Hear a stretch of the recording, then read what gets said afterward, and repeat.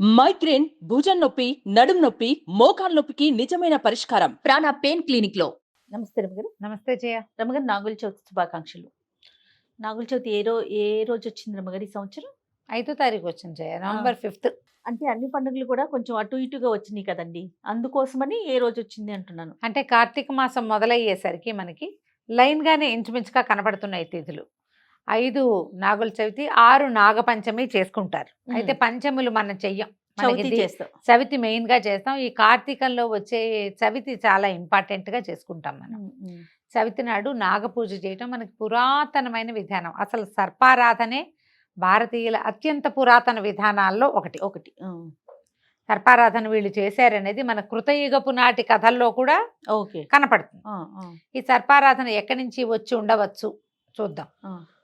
కృతయుగంలో ఈ ప్రపంచం అంతా నిర్మాణం అయ్యి సర్పాలు అంతా ఇప్పుడు మన ఏమన్నాలి, ఆయన్ని కాశ్యపుడు, ఆయనకి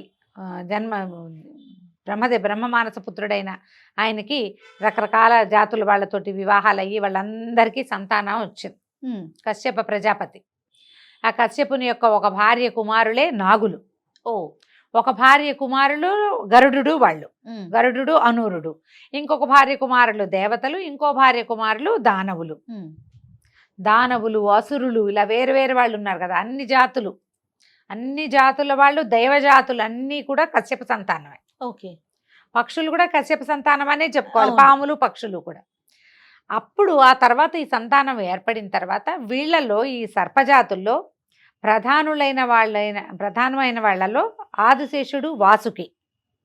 వీళ్ళిద్దరూ, ఆదిశేషువేమో ఈ మన ప్రపంచ నిర్మాణ శక్తులైనటువంటి బ్రహ్మ విష్ణు మహేశ్వరులలో ఒకడు, జగన్నియామకుడైన శ్రీహరికి పానుపుగా మారాడు ఆదిశేషువు.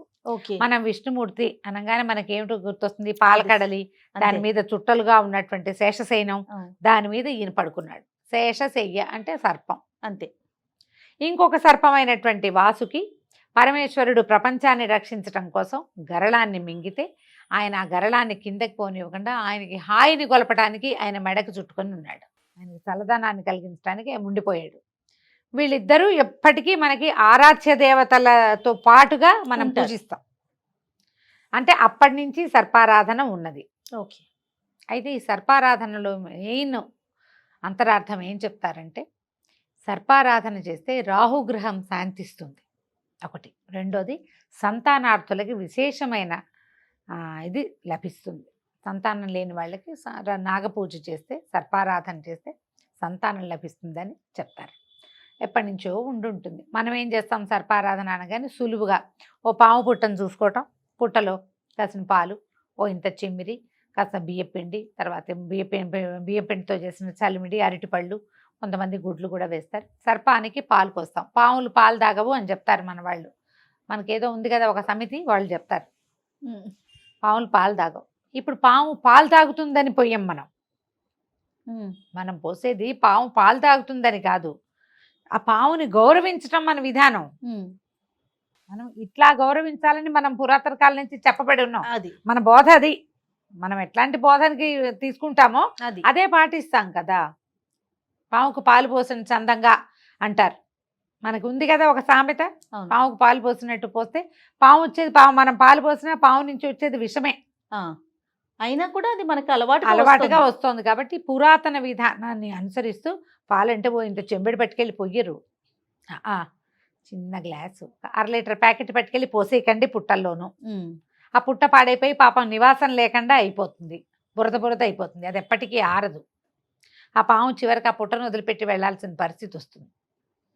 గుడ్లు అవి పెడితే పాములు తినేయచ్చు, బహుశా మింగేస్తాయేమో. కానీ మనం పెట్టే చలిమిడి కానీ, చిమ్మిరి కానీ, పాలు కానీ పాము పుచ్చుకునేది ఉండకపోవచ్చు. మన భక్తి శ్రద్ధల్ని తెలియచేయటానికే అది ఉపయోగపడుతుంది. చీమలకి ఆహారంగా ఉంటాయి చలిమిడి, చిమ్మిరి. అవి పెట్టిన పుట్టల్లోనే పాములు ఉంటూ ఉంటాయి. జనరల్గా పాములు పుట్టలు తొలవ్వు, వల్మీకము చీమలు పెట్టినవి అని చెప్తారు. కోపులుగా మట్టి ఏర్పడితే వాటిల్లో సర్పాలు ఉంటాయి.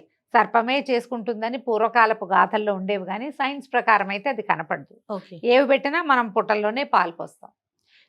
ఇలాంటి పర్వదినాల్లో ఏదైనా సంతానం లేని వాళ్ళు, పిల్లలకి చెవుల్లో ఇన్ఫెక్షన్స్ ఉన్నా, పిల్లలకి మాటలు రాకపోయినా ఈ నాగన్నకి మొక్కుకోవటం అనేది పురాతనమైన పద్ధతి. ఓ ఆ దేవాలయాల్లో ఇప్పుడు ఏం చేస్తారు, ఈ సర్పాలు ఇవి నాగప్రతిష్టలు కనపడతాయి, పుట్టేమి అందుబాటు లేదనుకో ఆ నాగప్రతిష్ఠ దగ్గరికి వెళ్ళి పాలు పోసుకుంటాం.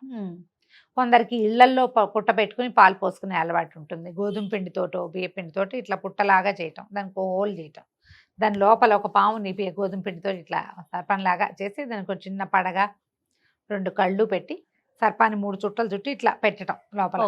దాని మీద ఈ గోధుమ పిండితో పుట్ట, దానికి ఒక కలుగు. ఇది గోడకి పెడతారు జనరల్గా, గోడకి కలుగు పెట్టి పోయటం. పుట్టకి వెళ్ళి పాలు పోసే అలవాటు లేని వాళ్ళు ఇంట్లో ఈ కలుగులో పోసుకుంటారు. లేదు అది కూడా మన దగ్గర సర్పారాధన ఇప్పుడు చిన్న పాము చుట్టలు దొరుకుతాయి, వెండివి. అవును, వెండిది రాగి ప్రతిమలు కూడా దొరుకుతాయి. ఏదైనా ఊరు వెళ్ళినప్పుడు తెచ్చుకున్నాం అనుకోండి, ఇది పర్వదినం కాబట్టి ఓ చిన్న పళ్ళెంలో పెట్టడం, శుభ్రంగా తోమేసి. ప్రతిమలు ఇంట్లో ఉంచుకోవచ్చారు? సర్ప ప్రతిమ ఉంచుకుంటారు జయ, అంత తప్పేం కాదు. అంటే ఉంచకూడదు అన్నది వినలా మనం, ఉంచుకోవాలి అని ఎలా వినలేదో ఉంచడం పనికిరాదు అన్నది కూడా లేదు. సర్పాలు మనకి ఎప్పుడు చెప్పబడతారు, ఈ నాగ దోషాలు ఉన్నాయనుకో జాతకాలు, అవును, అప్పుడు సర్పం తెచ్చి పెట్టుకోండి, రోజు పాలు పోయండి, రోజు అభిషేకం చేయండి, కొన్ని నెలల పాటు చేయండి, ఇలాంటివి చెప్పబడతాయి.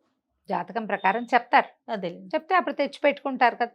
ఆ సర్ప ప్రతిమని శుభ్రంగా తోమేసి చక్కగా పసుపు బొట్టు పెట్టి మనం ఉద్ధరణతోటి 3 ఉద్ధరణలైనా పాలు పోసి దండం పెట్టుకోండి. సర్పారాధనకి ప్రధానమైనది సుబ్రహ్మణ్య ఆరాధన చెప్తారు. సుబ్రహ్మణ్య ఆరాధన విధానం మనకు పుస్తకం దొరుకుతుంది. ఆరాధన సుబ్రహ్మణ్య అయినా వచ్చిరా, నన్ను రక్షించు, నా పిల్లల్ని కాపాడు. పూర్వకాలం సర్పారాధన చేసేది ఎందుకు చేసేవాళ్ళు, ఈ పొలాల్లో పిల్లలు తిరుగుతూ ఉంటారు, ఏ పాములు కాటేయకూడదని చెప్పుకునేవాళ్ళు. ఎందుకంటే అవి మనతో పాటు పెరిగే జీవులు, ప్రకృతి పరిరక్షణలో భాగంగానే జరిగేది అది. అవును, పిల్లలు అటు ఇటు తిరుగుతారు, వాళ్ళని రక్షించి కాపాడు. సంతానం లేదు, మాకు సంతానాన్ని ఇవ్వు. దైవ సంతతే కదా సర్పాలంటే. మీరు ఎలా కావాలంటే అట్లా చేసుకోవచ్చు. పుట్టకు వెళ్ళి పాలు పోయగలిగితే పోయండి, ఇంట్లో కలుగు పెట్టి పోసుకుంటామంటే పాలు పోసుకోవచ్చు, నాగపడగ ఉండి మన దగ్గర పోసుకుంటామంటే ఓకే. లేదా దేవాలయాల్లో ఎక్కడైనా నాగప్రతిష్ఠ ఉంటే అక్కడికి వెళ్ళినా సరే మనం పాలు పోసుకోవచ్చు. పాలు పోయటం తర్వాత ఉదంకుడి నాగస్తోత్రం అని మహాభారతాంతర్గతంగా ఆదిపర్వంలో ఉంది. మనం నిరుడో ముందరేడో చెప్పినట్టు గుర్తుంది. మన వాళ్ళు ఎలాగా వీడియోలు వేస్తారు, మీరే నెట్లో సెర్చ్ చేసుకుంటే ఉదంకుడి నాగస్తోత్రము. ఇది సంస్కృతంలో ఉంది, తెలుగులోనూ ఉంది. సంస్కృతంలో వ్యాసప్రోక్తం ఉంది, తెలుగులో నన్నయ్య గారు రాసిందని నా జ్ఞాపకం, నన్నయ్య గారనే అనుకుంటా. ఈ రెండింటిని ఏది కుదిరితే అది చదువుకోండి. దీంతో పాటుగా నవనాగ స్తోత్రం అని దొరుకుతుంది, నవనాగ స్తోత్రం కూడా చదువుకోవచ్చు. ఇది పిల్లలకి మంచిది, సంతానార్థులకి విశేషమైన ఫలితం లభిస్తుంది. అవకాశం ఉంటే చేసుకోవటము. ఏమిటి నివేదన ఏం చేస్తాం మనము, చిమ్మిరి, దాని ఏమంటారు, నువ్వులు దంచి కొంచెం బెల్లం కూడా వేసి, ఇంకేం అందులో ఏలకాయలు జీడిపప్పులు కిస్మిస్లు ఏమీ అవసరం లేదు. వేస్తే కొంచెం ఎండు కొబ్బరి ముక్క వేయచ్చు, ఈ పండక్కి వేయకపోయినా పర్వాలేదు. చిమ్మిరి దంచి అది, తర్వాత ఏమో బియ్యపిండి బాగా మెత్తగా దంచి బెల్లం వేసి ఒక చుక్క చుక్క వేస్తే మనకి చలిమిడి తయారవుతుంది. ఈ చిమ్మిరి చలిమిడి ఇవి 2 నివేదన చేస్తాం. అరటిపళ్ళు పెట్టచ్చు. సాధారణంగా ఈ నాగుల చవితి నాడు దీపం పెట్టకూడదన్న నియమం కొంతమందికి ఉంటుంది. ఇళ్లలో దీపం పెట్టరు, పుట్ట దగ్గర దీపం పెట్టకూడదు అంటారు. పుట్ట దగ్గర టపాసులు కాల్చేవాళ్ళు కూడా కనపడతారు. నాగుల చవితికి దాచిపెట్టుకుంటారు. మీ ఇళ్లలో ఏ పద్ధతులు ఉంటే వాటిని పాటించండి. కత్తితో కోసినవి కూడా తినకూడదు, తరిగినవి తినకూడదు అంటారు. మా ఇంట్లో కూడా ఉంది, తరిగినవి తినకూడదు, తరగకూడదు అంటారు.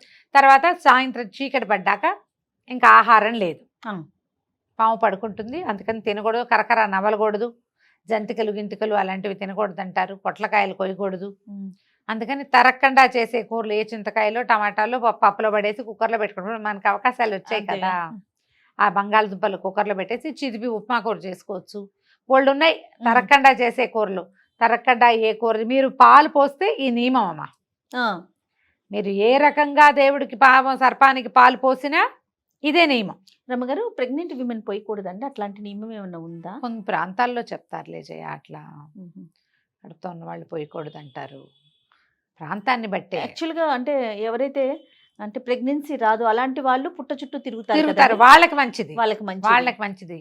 ఈ పుట్టమన్ను తెచ్చి చెవికి పెట్టుకుంటారు, చెవిలోకి పెడితే చెవికి సంబంధించినటువంటి ఇవి ఇబ్బందులు తొలుగుతాయి. మీకు ఈ పుట్టలో ప్రధానమైనది ఏంటంటే ఇది తొలవబడుతుంది, మట్టి బోలుగా అవుతుంది. పుట్టమన్ను చాలా హెల్దీ. ఈ పుట్టమన్ను మామూలు మట్టిలోంచే పుట్టని తొలుస్తాయి, అవి తొలిచినప్పుడు వాటి తాలూకు లాలాజలం నుంచి ఈ సర్పాల కదలికల వల్ల ఆ మన్నులోకి ఒక రకమైన కెమిస్ట్రీ జరుగుతుంది. అది మంచిది. అందుకని పుట్ట చుట్టూతా తిరగటం కూడా అందుకే చెప్తారు. అవును. ఈ పాత రోజులు ఏం చేసేవాళ్ళంటే ఊళ్ళల్లో ఓ పుట్టను సెలెక్ట్ చేసి చుట్టూతా ఉన్న చెట్లన్నీ కొట్టేసి ఖాళీ చేసుకునేవాళ్ళు. ఓ 3-4 ఇళ్ల వాళ్ళు అక్కడ పాలు పోసుకునేవాళ్ళు. ఆ మన్ను చాలా మంచిది. అందులో సర్పం ఉందా లేదా ప్రధానమైంది వ్యవహారం సంగతి ఎట్లా ఉన్నా ఆ తొలవబడిన మన్నుకిలో చేరినటువంటి రకరకాల వీటి శరీరాల నుంచి వచ్చినటువంటి చీమల నుంచి, పాముల నుంచి కూడాను, సర్పాల నుంచి వచ్చింది కూడా, వాటి శరీరాల రాపిడి, తర్వాత వాటి తాలూకు విషం తాలూకు కొంత లక్షణము, కొంత రసాయనిక చర్య కెమిస్ట్రీ జరుగుతుంది ఆ మట్టిలో. అవునండి. ఆ జరిగిన దానిని చుట్టూతా మనం తిరగటము, దాన్ని ముట్టుకోవటము, అవి మనకి ఆరోగ్యం. అందుకే తప్పనిసరిగా ఏడాదికి ఒక్కసారైనా ఈ పని చేయాలని చెప్పేవాళ్ళు. ఊరందరూ ఇప్పుడు ఒకళ్ళనే చేయమంటే కష్టం, ఊరంతా చేసేటప్పుడు అప్పుడు సర్పం ఉండదు అక్కడ. ఇంత గోలగా ఉంటే అది వెళ్ళిపోతుంది. మీకు ఏది ఉపయోగమో ఆ దాని చుట్టూతా తిరుగుతారు, దానికే దండం పెట్టుకుంటారు, దాన్నే ముట్టుకుంటారు, ఆ మట్టే చెవులకు పెట్టుకుంటారు. బాగుందిగా, అద్భుతం, ఉపయోగపడే విషయం కదా. అవంతా చేయలేకపోయినా పూర్వాచార విధానంగా ఈ కొంత నియమాలైనా మనం పాటించవచ్చు. నాగస్తోత్రాలు చూసుకోండి, ముందే చదువుకోండి. ఒకవేళ మీకు సంతానం కనుక లేకపోతే, మీరు ఏదైనా IVF లాంటి వాటికి గోత్రు అవుతూ ఉంటే కనుక, మీకు దైవారాధన చేసుకోవాలని ఉంటే ఈ ఉదంకుడి నాగస్తోత్రాన్ని సంపాదించండి.